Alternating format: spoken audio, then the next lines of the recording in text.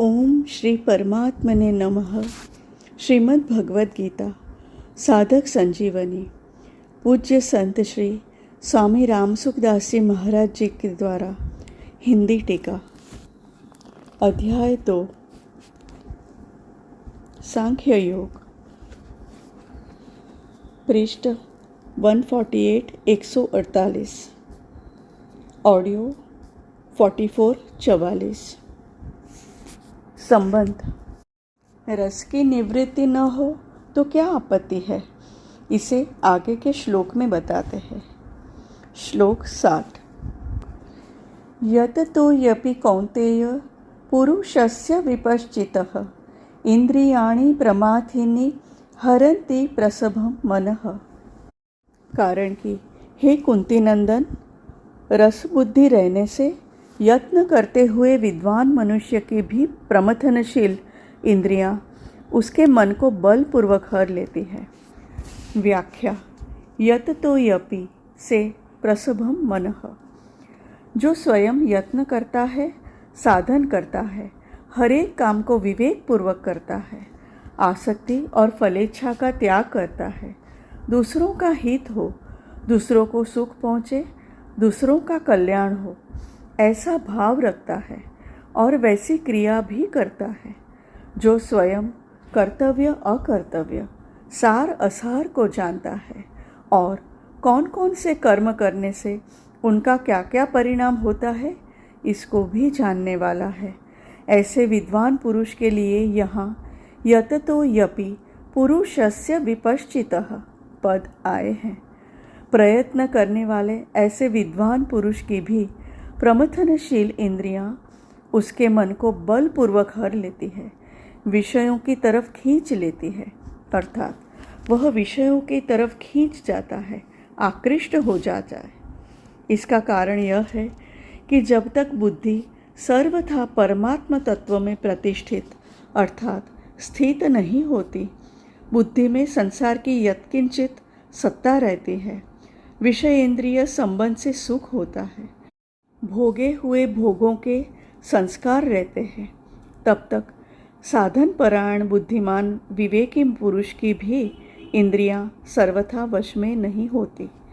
इंद्रियों के विषय सामने आने पर भोगे हुए भोगों के संस्कारों के कारण इंद्रियां मन बुद्धि को जबरदस्ती विषयों की तरफ खींच ले जाती है। ऐसे अनेक ऋषियों के उदाहरण भी आते हैं जो विषयों के सामने आने पर विचलित हो गए। अतः साधक को अपनी इंद्रियों पर कभी भी मेरी इंद्रियां वश में है ऐसा विश्वास नहीं करना चाहिए और कभी भी यह अभिमान नहीं करना चाहिए कि मैं जितेंद्रिय हो गया हूँ। संबंध। पूर्व श्लोक में यह बताया कि रसबुद्धि रहने से यत्न करते हुए विद्वान मनुष्य की भी इंद्रियां उसके मन को हर लेती है, जिससे उसकी बुद्धि परमात्मा में प्रतिष्ठित नहीं होती। अतः रसबुद्धि को दूर कैसे किया जाए, इसका उपाय आगे के श्लोक में बताते हैं। श्लोक 61।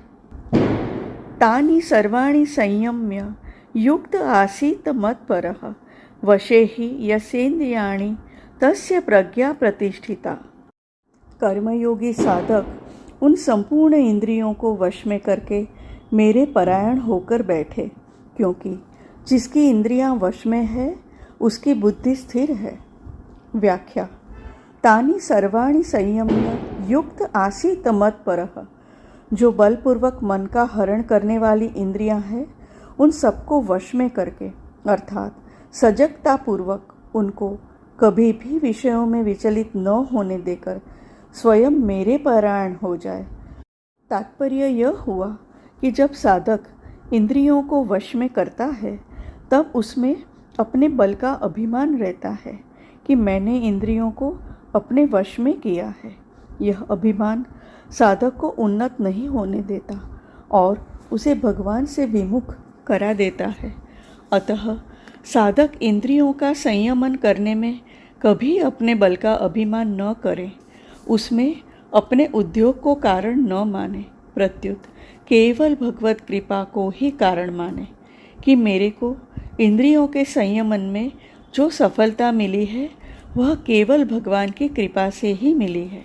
इस प्रकार केवल भगवान के परायण होने से उसका साधन सिद्ध हो जाता है।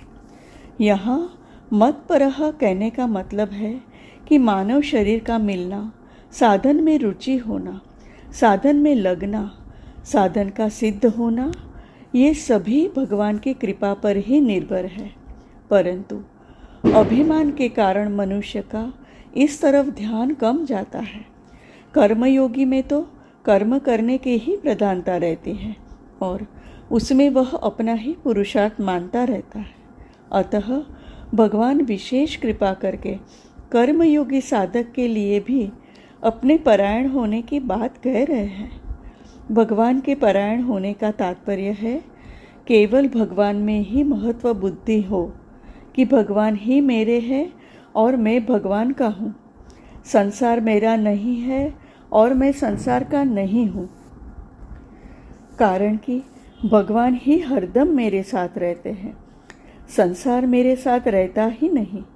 इस प्रकार साधक का मैंपन केवल भगवान में ही लगा रहे।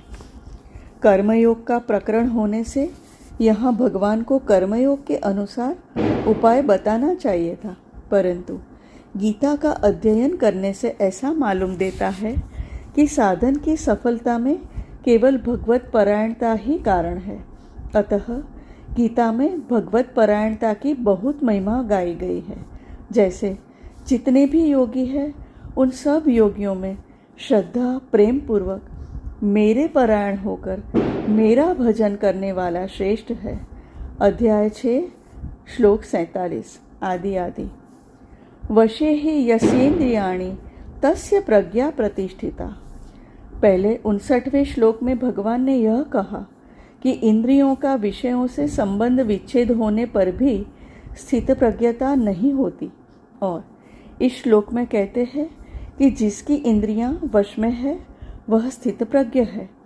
इसका तात्पर्य यह है कि वहाँ अध्याय 2 श्लोक 59 इंद्रियों का विषयों से संबंध विच्छेद होने पर भी भीतर में रसबुद्धि पड़ी है, अतः इंद्रियां वश में नहीं है।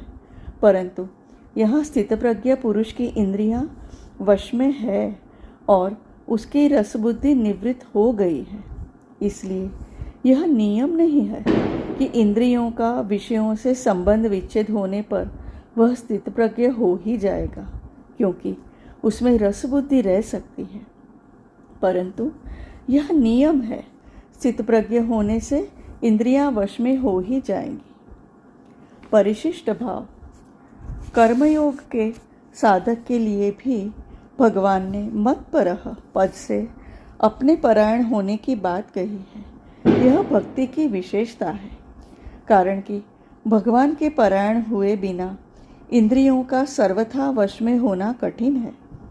कर्मयोग में त्याग है और त्याग से शांति सुख मिलता है, परंतु यह प्राप्ति का सुख नहीं है, प्रत्युत दुख अर्थात अशांति मिटने का सुख है, जबकि भक्ति में प्राप्ति का सुख मिलता है।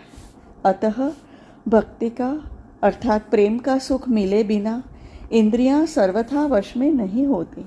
दूसरी बात, कर्मयोग में तो अत्यंत वैराग्य होने पर इंद्रियां वश में होती है, पर भक्ति में भगवान के परायण होने से थोड़े वैराग्य से भी इंद्रियां सुगमता से वश में हो जाती है। इसलिए भगवान ने मत्परः पद दिया है। हरि ओम।